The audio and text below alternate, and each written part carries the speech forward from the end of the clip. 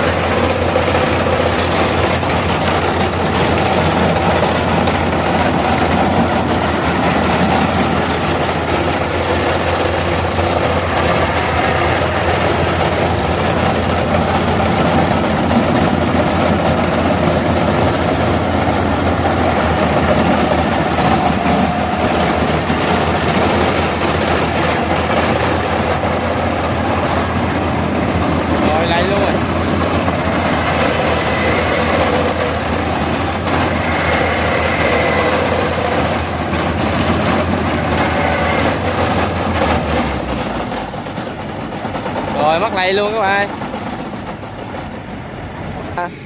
Cái máy cắt Yanmar 82 bị mắc lầy nha các bạn. Đó này lúng quá mắc lầy, còn có chút lúa mà mắc lầy nha các bạn. Các bạn coi lại xem nha. Xem coi cái máy mắc lầy sao các bạn, quá trời luôn các bạn. Rồi ngập tới bồn, tới cho đứng hứng lúa luôn các bạn.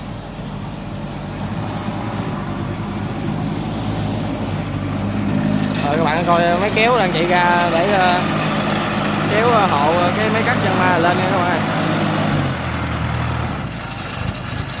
Rồi các bạn xem coi cái máy kéo này kéo nổi cái máy Yanmar lên không các bạn.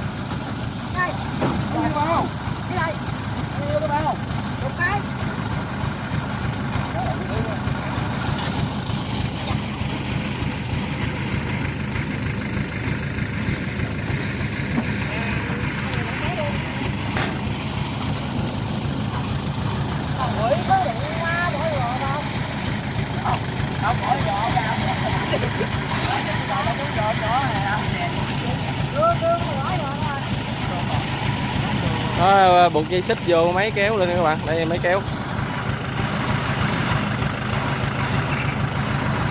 Rồi kéo cái máy mắc lầy lên các bạn, máy cắt lên.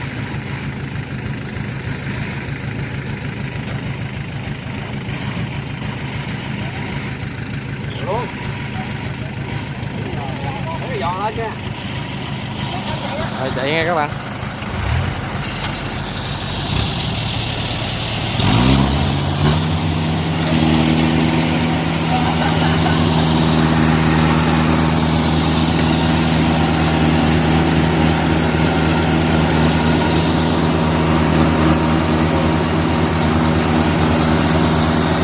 Rồi lên rồi các bạn. Lên các bạn.